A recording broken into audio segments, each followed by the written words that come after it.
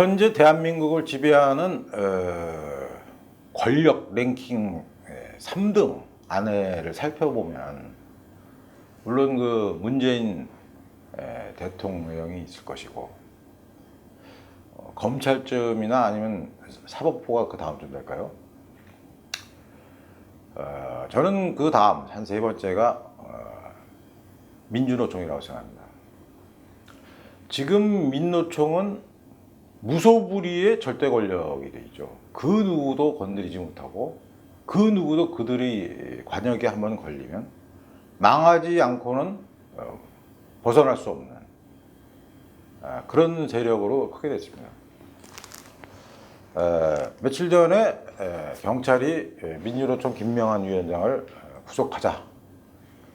민주노총은 이런 무시무시한 성명을 내겠습니다. 이것은 민주노총에 대한 정권의 도전이며 그 뜨거운 맛을 보여주겠다. 뭐 이런 식의 협박이나 다름없는 대응 방안을 내놓았죠.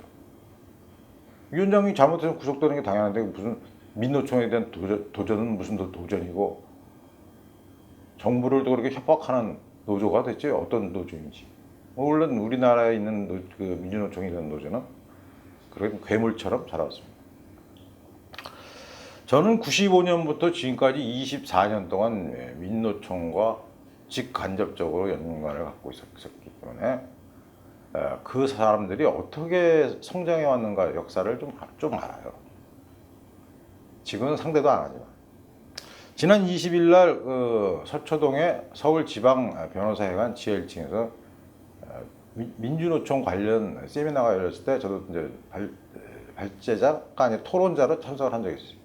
거기서 나온 얘기들을 종합을 해보면 민주노총 95년 당시에 지금 그 해화동 로타리에서 이렇게 그 나폴레옹 제과라고 아시죠? 동성고등학교 벽을 끼고 올라가는 약간 언덕 쪽으로 올라가면 또 사거리가 하나 나오죠. 한성대 사거리라든가 뭐 이렇게 거기에 가기 직전에 주유소 오른쪽에는 주유소 2층에 세대로 살던 조직이었습니다. 그리고 그 당시 초대위원장은 권영길 씨, 서울신문 기자 출신이었죠. 제가 당시에 96년 당시에 월간조선에 200자 원고지 150장짜리 기사를 쓴 적이 있어요. 민주노총 대회부라고. 아마 그 당시에 민노총의 핵심 요원들, 핵심 지도부들의 나이와 고향과 학력과 경력이 그렇게 처음으로 분석된 기사는 그 전에도 없었고 그 후에도 없었을 것입니다. 그 150장을 쓰고 나서 제가 한 보름 정도 뻗었어요. 너무 힘들어하고.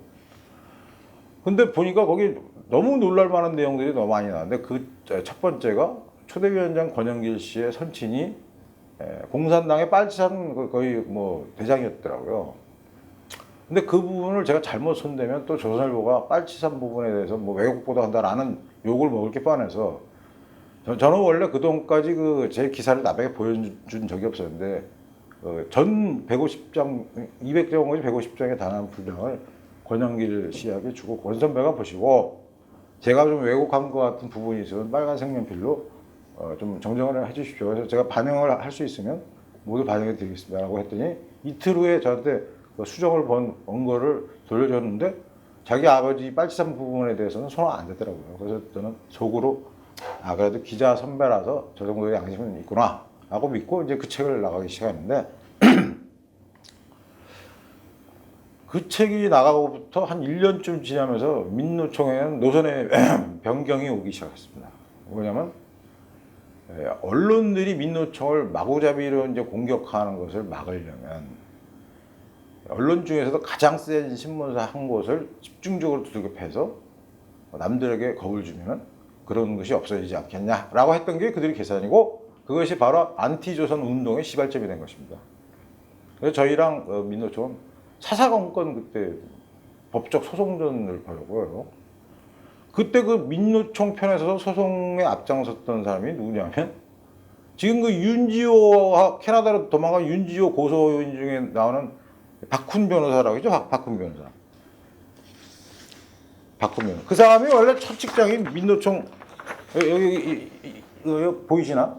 알몸 위에 옷 안 입고 그 확성기 들고 떠들 이 사람이 그 당시에 민노총을 보호하던 변호사인데 요새는 별의별 거 다 하더라고요. 연예인 사건에도 끼어들고. 어쨌든. 그래서 그런 등의 강력 조치로 인해서 저는 소송도 6번이나 걸리고, 하여튼 그들하고 같은 건 많았어요. 심지어 자기들이 밥 먹는 자리에 저를 오지 말라. 내가 불러도 안 간다. 내가.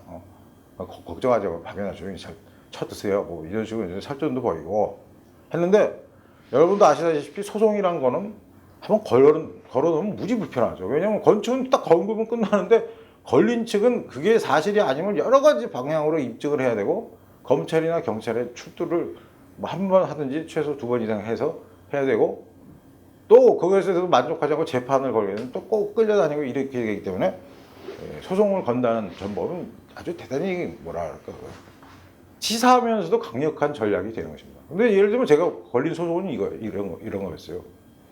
주 5일제가 시행된 이후에 현대자동차 노조가, 그러면 주 5일제가 시행되면은 기존에 공휴일하고 토요일, 일요일을 다 저희 쉬잖아요. 주 5일제가 되면 또 어떻게 해서 대체 우리나라의 근로자들이 365일 중에 노는 날이 며칠이나 될까라는 주제의 기사를 썼는데, 제일 많이 썼던 데가 그때 한국일보인가 중앙일보가 연 187일이라고 썼고, 저는 연 182일이라고 썼고, 제일 적게 쓴 데는 연 177일인가 이렇게 썼어요. 다 달랐어요. 저는 당시에 그냥 주먹국으로 계산한 게 아니라 노동부의 근로기준국에서 만든 공식 자료를 갖고 이제 그 기사를 보도했는데, 그렇다면 여러분 상식대로라면 제일 많이 놀게 된다고 주장을 했던 소송을 거는 게 맞잖아요. 아니면 제일 낮게 쓴 놈을 거든가. 딱 중간인 저를 걸었더라고요. 그러니까 남대문 경찰서에 갔더니 제 설명을 들은 경찰도 물어볼 게 있어요, 저한테. 근데 근데 왜 오셨습니까? 저도 잘 모르겠습니다. 그랬더니 조사할 게 없는 거 아니에요. 제일 많이 논다고 썼던 기자가 걸려야 마땅할 사건에 제일 중간을 쓴 사람이 맞으니. 또 한 번은 공동노조라는 데가 서울역 앞에서 집회 시위를 하고 쓰레기를 왕창 버리고 갔는데, 그거를 이제 후배 기자들이 하나 썼더니 그걸 또 소송을 걸어오기를, 다음날 새벽 4시에 자기들이 비닐봉투 3개를 사갖고 다 담았기 때문에 너희들은 이것을 정정 보도해야 된다. 이런 식 있죠. 새벽 2시까지 지켜보고 가서 기사 쓰지 새벽 4시까지 끝까지 나와서 보진 않잖아요. 그러니까 그런 틈새들을 계속 노려서 이렇게 기자들을 공격하고, 그래봤자 저는 별 피해를 당하지는 않았습니다. 이렇게 한 군데 두 군데씩 언론을 장악하고 다음에는 실제 언론 노조를 확산을 시켜서 언론사를 완전히 민노총의 하수인으로 만들었죠. 그렇죠? 그 다음에 재벌급에 가까운 현대자동차나 현대중공업 또는 대우, 이런 그 중공업, 중화학공업 일대의 회사들은 다 민노총 손으로 들어갔고, 그렇게 되다 보니까 이제 그 안에서는 여러분도 아시는 것처럼 고용세습이라든가, 되지도 않는 급여를 요구한다든가, 걸핏하면 파업 협박을 한다든가, 여러분들이 상상도 못하는 일들이 당시 20일 날 서울지방변호사회관에서 있었던 민주노총에 대한 대응방안 세미나에서 나왔는데, 전 그때 두 가지 진짜 묘안을 얻었습니다. 하나는 제가 평소부터 가지고 있던 소신이고요. 하나는 그 도태우 변호사라는 분이 하신 말인데,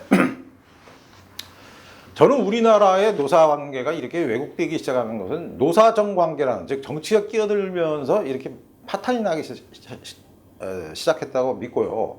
그리고 그렇게 노사관계가 노사정 관계로 변질된 것은 김영삼 정부 때부터 이게 시작된 거예요. 김영삼 정부 이후에 역대 대통령들이 마치 자기들이 노사간의 중재자임을 과시하려는 그런 명예욕 때문에, 헛된 명예욕 때문에 노사관계가 노사정 관계로 틀어지고, 노사간의 의견이 틀어지면 노동 단체들은, 노조들은 정부를 압박하기 시작하고, 정부는 또 거기에 굴복해서 사용자 기업에게 야 그냥 대충 요거 들어줘, 이런 이상한 구조가 그냥 굳어져 버린 거예요, 관행처럼.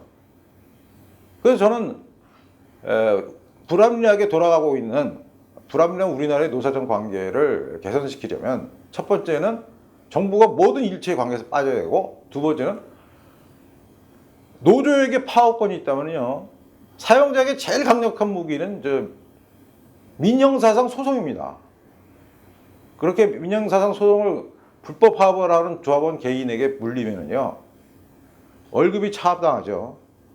한 2달만 월급 차압당해서 그 빈손으로 가보세요. 노조 아니라 노조 할아버지도 못 버텨요.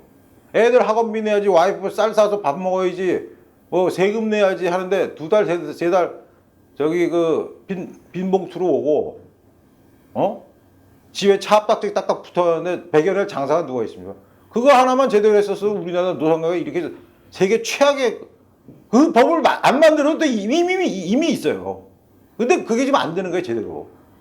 그거 하나만 지켜보세요 제 말대로. 민노총이 무슨 까불고 이거 돌아다녀요. 끝장나죠. 끝장나죠. 빈봉투로 한 석 달만 해보세요. 무슨 탑에 올라와서 그것도 누가 물 갖다 주고 먹을 거 갖다 주는 사람이 있으니까 탑에 올라와서 버티지. 돈 한 푼 없이 탑에 가서 며칠 버틸 것 같아요. 요즘 가서 더위면 이틀만 죽어요. 쓰러져서. 이건 제 소신이고, 도태우 변호사가 하신 말씀은 정말 참으로 기발한 아이디어라서 저는 오늘 방송의 제목을 용돈도 벌고 민노총도 때려잡고 아니면 민노총 버릇도 고치고 라고 잘 예정입니다만, 도 변호사님 말씀은 연세 드신 노인네들이 이렇게 슬슬 길거리를 가시다가 민노총 차량들이 대부분 불법 주차하고 있잖아요. 그걸 10분 단위로 찍으래요. 번호판이 잘 나오게. 그 10분 단위로 찍은 거 10분 단위로 그 제재금이 나간다는군요. 그 교통범칙금이. 많잖아요. 무슨 전국 철거 반대 인연함 무슨 민노총 다 불법 노상 정부하고 다니죠. 그렇게 해서 다 찍어서 신고하시면 포상금 받아서 용돈 쓰시고 저녁에 소주도 한 잔 막걸리나 한 잔 드시고, 민노총은 아이고 이래서는 안 되겠구나 하고 지들이 다른 거나 버티지. 교통범칙금 딱지 붙었고 차 들어오면 버틸 것 같아요. 저 그 소리를 듣는 순간 야 진짜 저는 좋은 방법, 손쉬운 방법. 그냥 저 도로가에서 그냥 찍으시면 돼. 10분 간격에 여러 장 찍어도 되는데요. 계속 누적이 되니까. 그러니까 1시간에 6번 찍어갖고 용돈 버시면 돼요. 또 다른 사람 같은 샷 찍어도 마찬가지야. 용돈 버시면 돼요. 국고로 용돈 벌고 불법 파업 일삼는 민노총도 때려잡고. 저 그 얘기 듣는 순간 야 역시 법을 아는 분들은, 저는 변호사나 검사들 별로 안 좋아합니다. 왜냐면 법을 이용해서 사람은 그냥 피를 말리고 저런 인간들이. 근데 이번에 보니까 도 변호사의 아이디어는 아니 일거양득이 진짜 이런 일거양득이 없더라고요. 연세 드신 분들 저기 다니다가 민노총 차들 봐서 불법 주차 하는 데 많잖아요. 정부 중앙청사 덕숭 뒷길 신문사들 앞에 보면 나오고, 무슨 어디야 한진중공업 용산 쪽 가다 보면 한진중공업 막 이런 데 있잖아요. 그리고 저기 어디야 예전에 그 용산역 구글에서 불타가고 난리 났던 그런데요. 그런데 아마 수특해요. 운동 삼아 슬슬 걸으시면서 사진 찍어서 10분 간격으로 찍어서 그 저기 경찰서에 제보하시면 제 생각에 하루에 한 50만 원은 힘들어도 적어도 한 30만 원 용돈이 한 달이면 얼마입니까? 한 500 버는 거죠. 그리고 버릇도 고치고. 그런 작은 아이디어가 의외로 큰 이런 효과를 가질 수 있다는 거. 그래서 저는 지방노동변호사에서 열린 민노총 세미나가 원래 그 돌아가신 박세일 선생님이 하시던 사업체에서 이제 하는 건데, 김재동이는 돌아다니면서 한 시간 반에 1,500만 원을 받내왔잖아요. 하지만 저는 세금 다 빼고 나니까 13만 원 얼마더라고요. 그래서 근데 돈의 문제가 아니라 저 역시 대한민국을 사랑하는 사람의 입장으로서 이것을 보면서 이렇게 걱정을 같이 하는 분들도 있고, 제가 보지 못했던 자료도 접했고 새로운 방식으로 대응하면 되겠구나 하는 그런 것을 지식을 얻게 돼서 너무나 좋은 시간이었다고 생각합니다. 예. 문갑식의 진짜 TV는 기존의 신문이나 방송에서 볼 수 없었던 새로운 특종이나 뉴스 뒤에 가려진 진짜 뉴스, 그리고 스토리를 찾아서 여러분께 발굴해서 전해드리는 코너입니다. 여러분들의 성원에 힘입어서 대망의 구독자 3만 분을 돌파하고, 제가 그 컴퓨터에 능하지는 않지만 어제 보셨습니까? 이렇게 기자들끼리 모여서 방담하는 편집국의 뉴스 롬의 실제 모습. 그 기사 서로 아이디어 찾는 거죠. 그다음에 과거에 했던 기사에 대해서 서로 비판해주고 또 어떤 점은 칭찬해주고 이제 이런 모습들을 하는 것을 매주 한 번씩 양념으로 곁들이고요. 그리고 제가 그 사진 올리는 기법도 이제 스스로 배워갖고 한 두 번 해보니까 좋아서 갈수록 이제 그 문갑식 TV가 이렇게 가만히 앉아서 하는 스탠딩 앉아서 하는 그냥 그 뉴스 진행 방식에서 벗어나갖고 아직 뭐 장비를 사거나 이럴 돈은 없지만 아직 저 어디야 벌써 2달 반 넘었는데 1달러도 안 들었어요. 그래서 뭐 그 들어온 대로 서로 장비도 좀 하고 그 실시간으로 하면은 실시간 스트리밍으로 하면은 굉장히 반응이 좋을 거라는데 우리 제 앞에 지금 저기 전화기 들여다보고 있는 고은 편집자 주장은 뭐 실시간으로 하나 그냥으로 하나 별 차이가 없다는데 누구 말이 맞아요? 예?